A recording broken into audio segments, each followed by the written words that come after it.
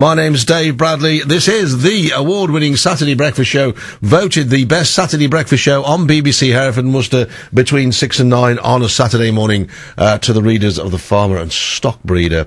Let's talk to a man now, because it's been a big year to a Worcestershire charity. The Joanna Brown Trust completed its biggest and most exciting project to date in Mumbai, which for those of you who don't know is in India. It keeps alive the name of a woman, a very keen athlete who died while hiking in Russia, and it helps talented sportsmen and women and other people, it seems, in this county too.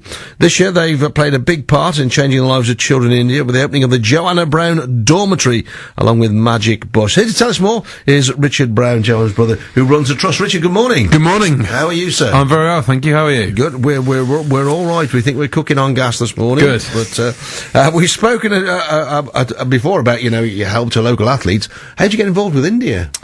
It was something that we wanted to do when we founded the Joanna Brown Trust in memory of Jo. She was such a well-travelled person and loved travelling around the world, went to some fantastic places. We thought it was a very fitting tribute to try and do something overseas.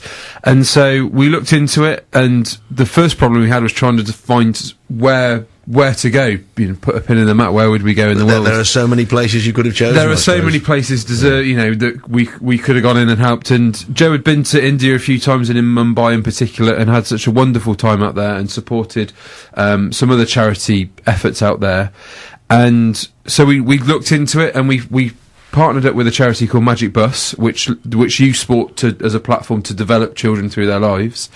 And we got speaking to them, and they run a sports centre outside of Mumbai where children from the slums of Mumbai can go and spend a week at a residential camp, similar to what you would do in this country if you're on a primary school and you go on one of those residential camps. And when they're there at the week, they learn life skills of leadership and motivation and teamwork through sport and orienteering and problem solving.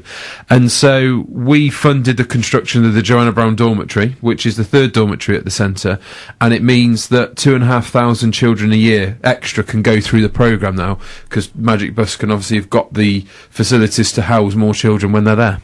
So I mean, this is because you showed me the pictures.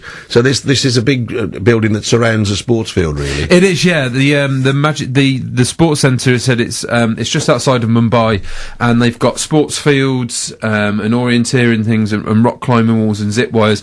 And the dormitory is a third dormitory, and a line of them kind of set back within the trees. And it can sleep up to 30 children at once with on bunk beds, and in the dormitory as well. Properly working toilets with running showers and clean water in the sinks.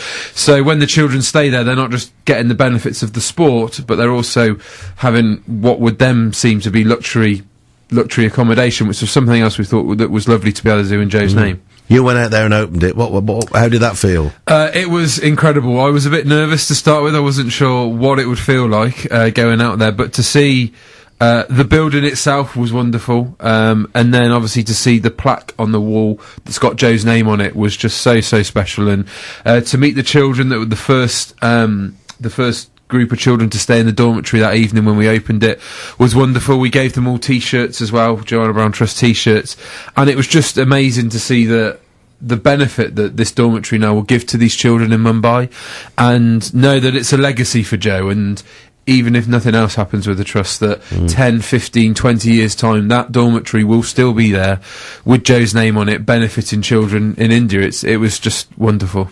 Now, you're a very small local charity, and big charities are struggling to raise money. How do you raise funds? We're very grateful for the small pocket of supporters that we have. We're starting to get a bit more interest from local businesses and local organisations that are adopting us as their kind of charity of choice. With the Olympics next year and us being a sports charity, there seems to be a bit of synergy there between the two. But we have people that have done some wonderful things for us, and we're very grateful for all the donations that we get and the support that we get on the whole from people like yourselves here at the radio station. It's been wonderful just to get the name of the charity out there so people learn about us and think they would actually like to donate a small bit of money. Being such a small charity, any small amount of money makes a difference, and we can kind of collect all that together and then save it up and do something as extravagant as the India project, or as something as effective as the grant schemes that we've run as well. So what are you going to do next? As you sent me up here, I'm doing the New York Marathon in November. My sister was set to do the New York Marathon when she passed away in August 2008. So it was something that I've always been thinking about doing, and I basically can't think of anything else fundraising wise to do at the moment. So November 2012 I'll be with the other 47,000 people struggling through Manhattan, but that's a long way off. If you want to come and help me train, Dave, I'll alright, thanks mate. I'll come on my bike. Yeah. I'll get my mate Will to come on his bike and he can follow you around. But we've had some great people do. We've had people, one of our trustees, Ed Reed, did the London Marathon this year, and friends of mine have done the Edinburgh Marathons. We've had lots of people do lots of things, and I think that's the thing with all these great events like marathons and bike rides and things. It's easy for people. Well, it's not easy. It's accessible for people to do fundraising events and using things like Just Giving and websites and Twitter and Facebook. It makes it a lot easier to get your message out there and ask for support. And we've been incredibly grateful for what we've been able to achieve in Joe's name. And the dormitory is really a celebration of what we've been able to achieve in the last 3 years. And just to say thank you to everyone who's supported the trust in their own ways. It's been wonderful. Great stuff, Richard. Thanks for coming in and having a chat. Best of luck tonight. My pleasure. Thanks, Dave. Cheers, mate.